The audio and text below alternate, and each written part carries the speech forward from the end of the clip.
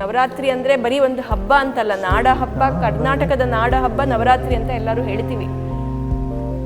ಆ ನವರಾತ್ರಿಯ ಹಿಂದಿನ ರಹಸ್ಯ ಏನು, ನವರಾತ್ರಿ ಏನಕ್ಕೆ ನಾವು ಮಾಡೋದು ಅನ್ನೋದನ್ನ ನಾವಿವತ್ತು ತಿಳ್ಕೊಳ್ಳೋಣ. ಅದೊಂದು ಉದ್ದೇಶದಿಂದ ನವರಾತ್ರಿ ಬಗ್ಗೆ ನಾನು ಸ್ವಲ್ಪ ಏನಿದೆ ವಿಶೇಷವಾಗಿ ಅಂತ ನೋಡಿಕೊಂಡು ಬಂದಿದ್ದೀನಿ. ಅದನ್ನು ನಿಮಗೆಲ್ಲ ಹೇಳ್ಬಿಡೋಣ ಅಂತ ಶುರು ಮಾಡೋಣ. ನವರಾತ್ರಿ ರಾತ್ರಿ ಅಂತಲೇ ಬರುತ್ತೆ. ಅದರಲ್ಲಿ ನವರಾತ್ರಿ ಅಂದಾಗ ನವರಾತ್ರಿಯಲ್ಲಿ ರಾತ್ರಿ ಬರುತ್ತೆ. ಅದು 9 ರಾತ್ರಿಯ ಪೂಜೆ. ನಾವು ಹೇಗೆ ಮಾಡಬೇಕು, ಏನು ಮಾಡಬೇಕು, ಯಾಕೆ ಮಾಡಬೇಕು ಅಂತ.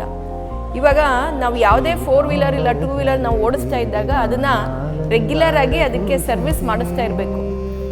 ಫಸ್ಟ್ ಏನು ಹೇಳ್ತಾರೆ, ಒಂದು ಇಷ್ಟು ದಿವಸ ಆದಮೇಲೆ ಸರ್ವಿಸ್ ಮಾಡಬೇಕು, ಇಷ್ಟು ದಿವಸ ಆದಮೇಲೆ ಇಷ್ಟು ಕಿಲೋಮೀಟರ್ಸ್ ಆದಮೇಲೆ ಸರ್ವಿಸ್ ಮಾಡಬೇಕು, ಇಯರ್ಲಿ ಒನ್ಸ್, ಇಯರ್ಲಿ ಟ್ವೈಸ್ ಆ ಥರ ಆದರೂ ಸರ್ವಿಸ್ ಮಾಡಲೇಬೇಕು ಅಂತ ಹೇಳ್ತಾರೆ. ಈ ನಮ್ಮ ದೇಹ ಏನಿದೆ ಇದು ನಮ್ಮ ಒಂದು ವಾಹನ, ಇದು ನಮ್ಮನ್ನು ಹೊತ್ಕೊಂಡು ಹೋಗ್ತಾ ಇರೋ ವಾಹನ, ನಮ್ಮ ಆತ್ಮವನ್ನು ಹೊತ್ಕೊಂಡು ಹೋಗ್ತಾ ಇರೋ ವಾಹನ. ಈ ವಾಹನ ಕೂಡ ಆವಾಗ ಸರ್ವಿಸ್ ಆಗಬೇಕಂತೆ.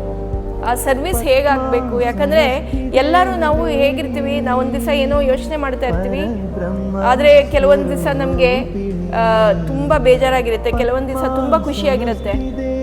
ಇದೆಲ್ಲ ನಮಗೆ ಜೀವನದಲ್ಲಿ ನಡೀತಾ ಇರುತ್ತೆ. ಆದರೆ ನಮಗೂ ಒಂದ್ಸಲ ನಾವು ರೆಜ್ಯುವಿನೇಟ್ ಆಗಬೇಕಂತೆ. ರೆಜ್ಯುವಿನೇಟ್ ಅಂದರೆ ನಮಗೂ ಒಂದು ಸರ್ವಿಸ್ ಆಗಬೇಕು. ನಮ್ಮ ಬಾಡಿ ಅನ್ನೋ ವೆಹಿಕಲ್ ಏನಿದೆ ಅದು ಸರ್ವಿಸ್ ಆಗಬೇಕು.